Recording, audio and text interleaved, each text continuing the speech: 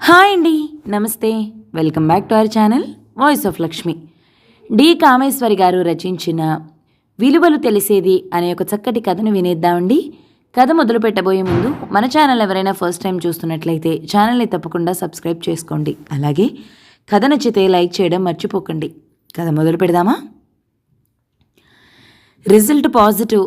ఒక్క నిమిషం గుండె జల్లుమంది. తర్వాత నీరసం, ఒళ్ళంతా చెమటలు, భయం, ఆందోళన. రిపోర్టు కాగితాలు మరోసారి చదువుకున్న అదే వార్త.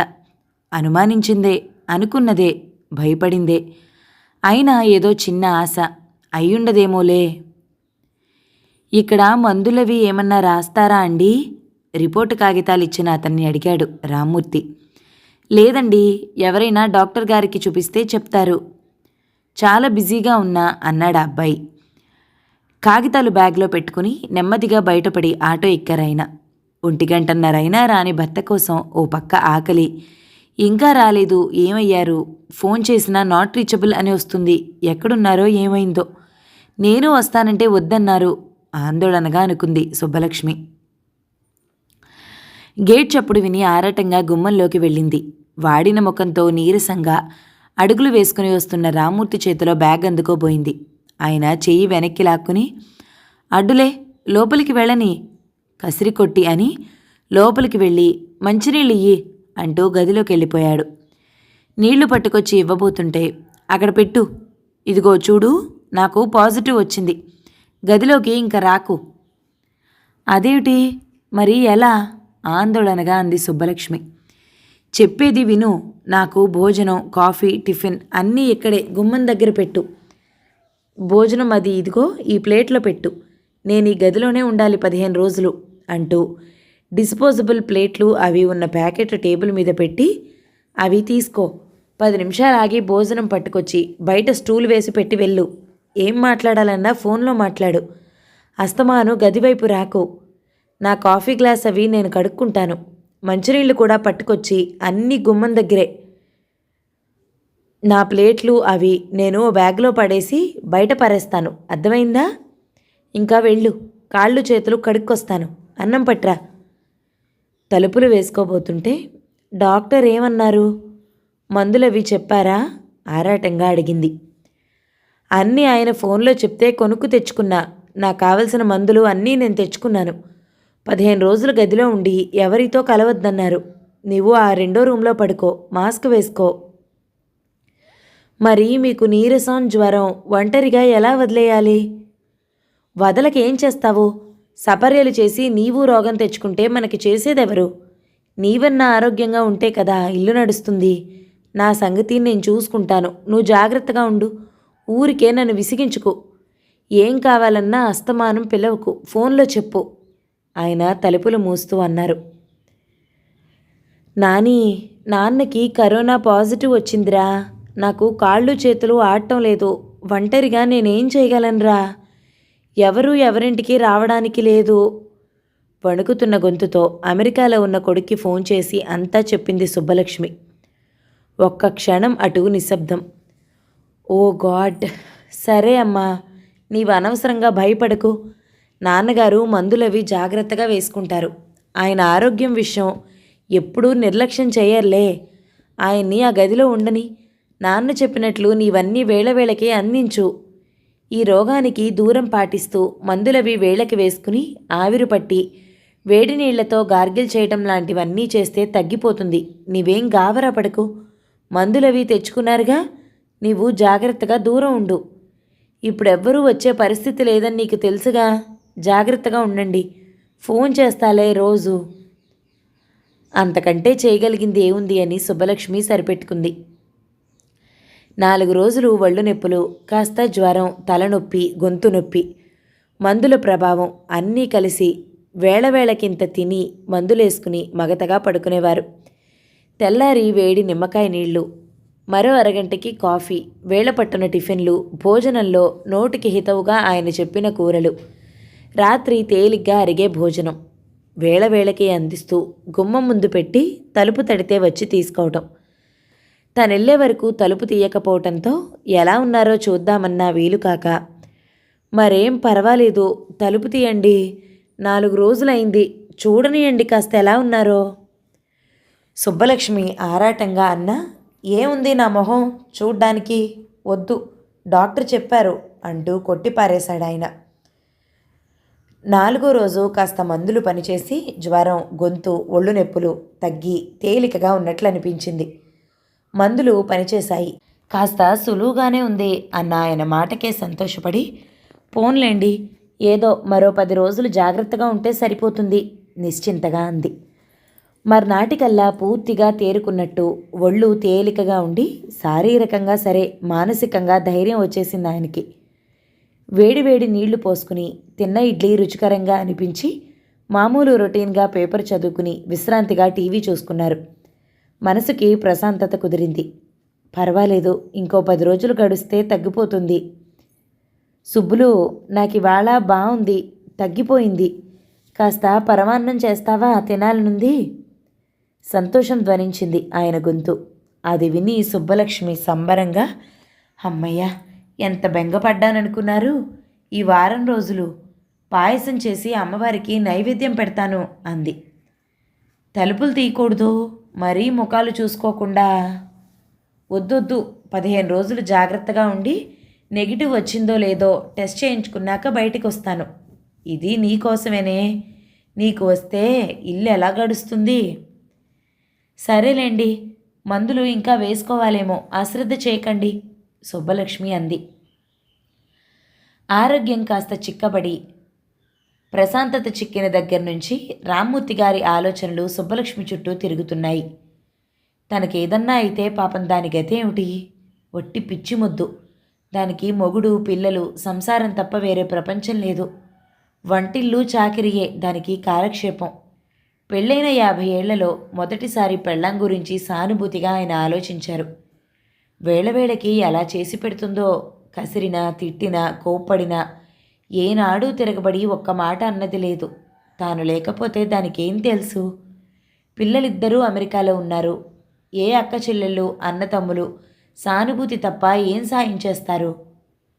అలా నిద్రపట్టని టైంలో సుబ్బలక్ష్మి గురించి ఆలోచన మొదలయ్యేది. ఏమిటమ్మా, నాన్న మతుండే మాట్లాడుతున్నారా?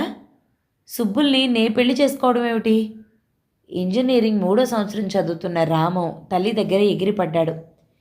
ఏమో నాయనా, ఆయన గారికి ఆ మేనకోడలంటే పిచ్చి అభిమానం.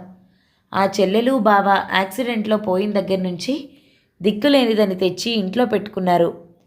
సరే, తల్లి తండ్రి లేరు, మావయ్య ఆదుకోవాలి. సరే, ఇంట్లో ఆడపిల్ల లేదు, చేతి కిందికి ఉంటుందనుకున్నా ఇలా తల మీదకి ఎక్కిస్తారని నేనెలా అనుకుంటాను? ఏదన్నా అంటే నా నోరు మూయిస్తారు. ఎదురు చెప్పే వీలుందా ఆయనకి? ఇదిగో ఇప్పుడే చెప్తున్నా, ఆ చదువు సంధ్య లేని పల్లెటూరి మొద్దుని నాకంటకడదామని చూస్తే ఊరుకోను. నాన్నకి ఎలా చెప్తావో చెప్పు. నాకు బాగా చదువుకుని ఉద్యోగం చేసే అమ్మాయి కావాలి. ఏడిశాడు వెర్రి వెధవ. వేషాలు వేయొద్దను. దానికేం, బంగారం లాంటి పిల్ల, ఏం లోటొచ్చింది? ఆ ఊరిలో హై స్కూల్ కంటే తను చదువుకోలేదు, 10 పాస్ అయింది. ఇక్కడ చదివిద్దామంటే పని పాట నేర్చుకొనిండి అని నీవే కాలేజీలో చేర్పించనీలేదు. కాలొంకరా, కన్నొంకరా. ఎంత బుద్ధి, ఎంత వినయం! ఈ కాలం పిల్లల్లా పిచ్చి వేషాలున్నాయా? ఎంత ఒద్దికగా పని పాట చేస్తుంది. వాడికి కాలేజీ అమ్మాయిల మోజులో ఇది కనపట్టం లేదు. మొగుడికి, ఇంటికి, సంసారానికి ఎలాంటి అమ్మాయి ఉండాలో వాడికి ఈ వయసులో తెలీదు. ఇద్దరూ నోరు మూసుకోండి. నాకు తెలుసు మంచి చెడ్డ. గట్టిగా అరిచి వెళ్ళిపోయారు అవధాని గారు. వాడు చచ్చినా చేసుకోనన్నాడు, తర్వాత మీ ఇష్టం. వద్దనమ్మా, అంతకంటే గట్టిగా అరిచింది వెనక నుంచి. అయితే చదువు మానేసి ఏదో ఉద్యోగం చూసుకుని ఇంట్లోంచి పొమ్మను. నా మాట లెక్కలేని వాడికి నా డబ్బు, ఆస్తి ఏమీ దక్కవని చెప్పు. బెదిరించాడు. ఉత్తి బెదిరింపు కాదని ఆయనలా ఇంజనీరింగ్ కాలేజీ హాస్టల్లో ఉన్నవాడికి డబ్బు పంపడం మానేశాడాయన. నిజంగానే సుబ్బలక్ష్మి ముద్దబంతి పూలా ఉంటుంది.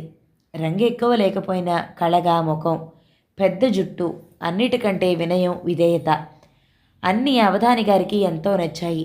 దాని కర్మగాలి తల్లి తండ్రి ఇద్దరూ ఒకేసారి పల్లెలో ఉన్న అత్తగారికి ఒంట్లో బాగలేదని చూడటానికి వెళ్ళి సుబ్బులకి పరీక్షలు ఒక్కర్తి ఉందని రాత్రికి రాత్రి తిరిగి వస్తుంటే బస్సు బ్రేకులు ఫెయిల్ అయ్యి కాలువలో పడిపోయి చాలామందితో పాటు ఇద్దరూ ప్రాణాలు పోగొట్టుకున్నారు. ఒక్క పిల్లని ముద్దుగా పెంచుకున్నారు. 4 ఎకరాల పొలం, తల్లి నగలు అన్నీ ఉన్నాయి. అదేం దిక్కు దివాణం లేని పిల్ల కాదు. మహారాజులా ఇంకెవరన్నా చేసుకుంటారు. కానీ ఇంట్లో పెట్టుకున్నాక మేనకోడలు ఎంతటి బుద్ధివంతురాలో చూశాక కోడలిగా చేసుకోవాలని నిర్ణయించుకున్నారు అవధాని గారు. ఆ నిర్ణయానికి తిరుగులేదని కోడల్ని చేసుకున్నారు. కొడుకుని బెదిరించి, పెళ్ళం మాట లెక్క చేయకుండా. ఆవిడికి సుబ్బులు మేనకోడలిగా ఏం అభ్యంతరం లేదు. కొడుకుకి నచ్చని పిల్ల కోడలవటం ఇష్టం లేదు. కాలేజీలో క్లాస్మేట్ వసంత మీద మనసు పడ్డ రాము చదువు పూర్తి కాకుండా, ఉద్యోగం లేకుండా, ప్రేమ బయటకు చెప్పే వీరు లేక తండ్రి ఒత్తిడితో 4-7 పరీక్షలు అవగానే పెళ్లికి తలవగ్గక తప్పలేదు. పెళ్లి చేసుకుని ఆ కోపం, నిరాశ అంతా పెళ్ళం మీద చూపించేవాడు. ప్రతిదానికి కసరడం, తిట్టడం, అవమానించటం, నలుగురిలో నానా మాటలు అని చిన్నపుచ్చటం. పాపం సుబ్బులు గుడ్ల నీరు కొక్కుకుని లోపలికి వెళ్ళిపోయేది. తండ్రి ఇంట్లో లేని సమయంలో పెళ్ళాం మీద ప్రతాపం చూపేవాడు. ప్రేమ లేకపోయినా కాస్తంత అభిమానం కూడా కనపరచని భర్త ప్రవర్తన అర్థం కాక లోపల బాధపడేది, కానీ పల్లెత్తి ఒక్క మాట అనలేదు.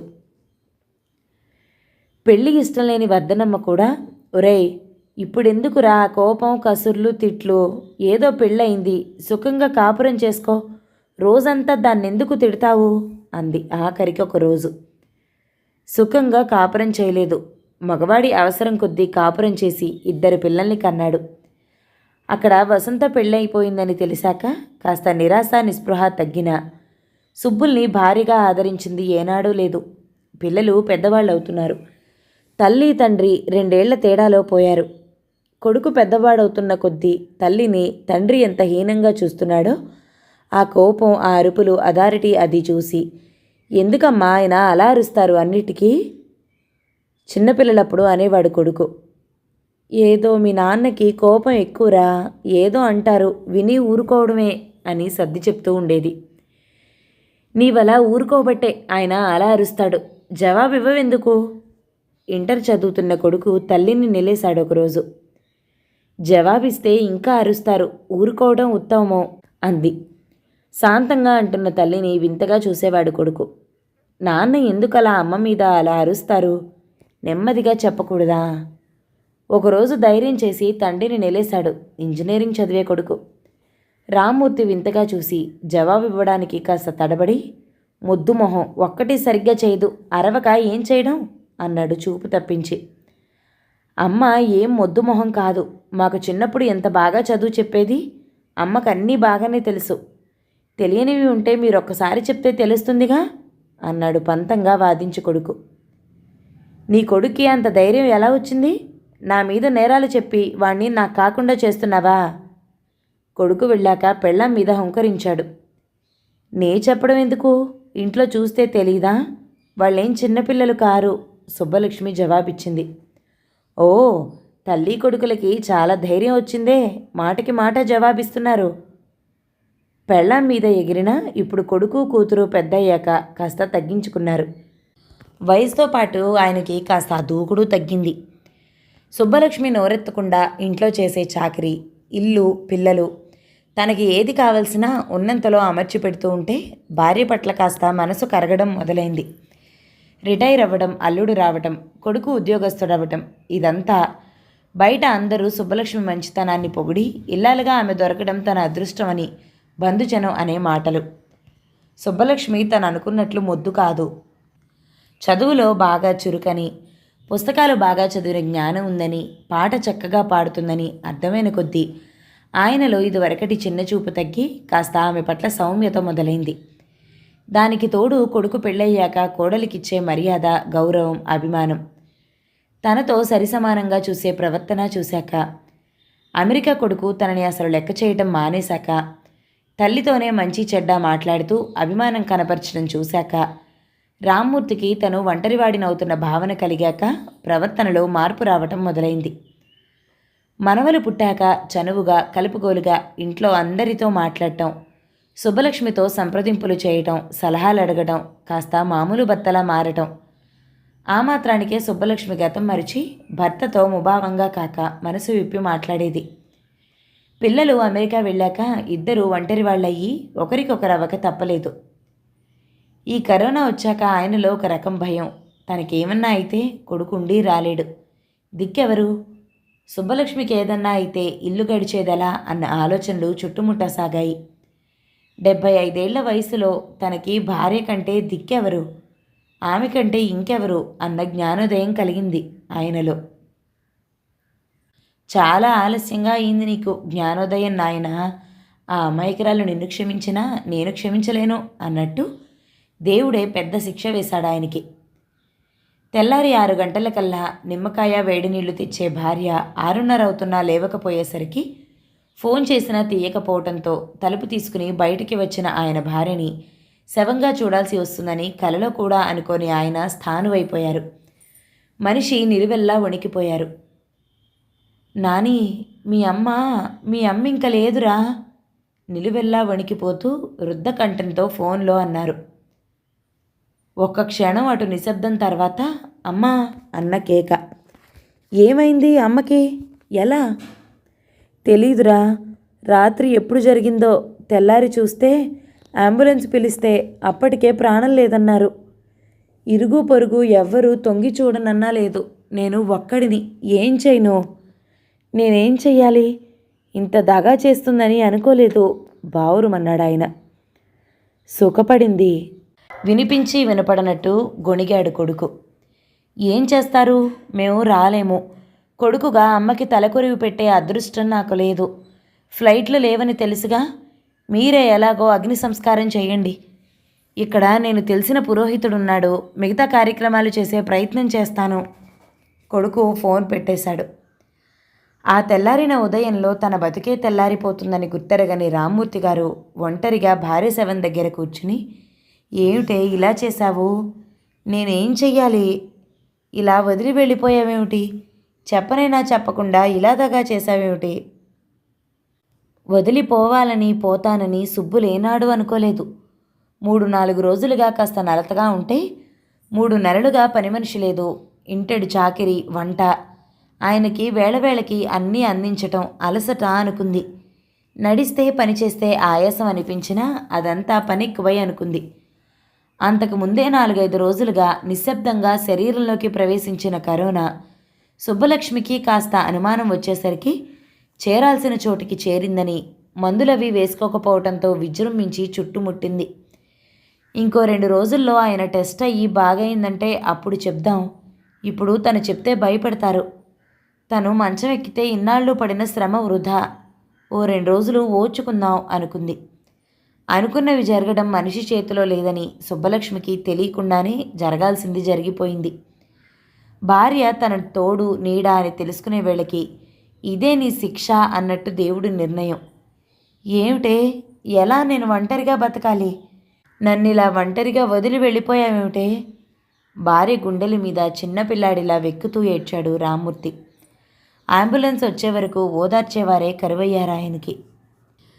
కథ సమాప్తం. ఈ కథ కనుక మీకు నచ్చినట్లయితే లైక్ చేయండి, షేర్ చేయండి, మంచి కామెంట్ చేయండి. మన ఛానల్ని తప్పకుండా సబ్స్క్రైబ్ చేయండి. Thank you so much for watching. నమస్తే.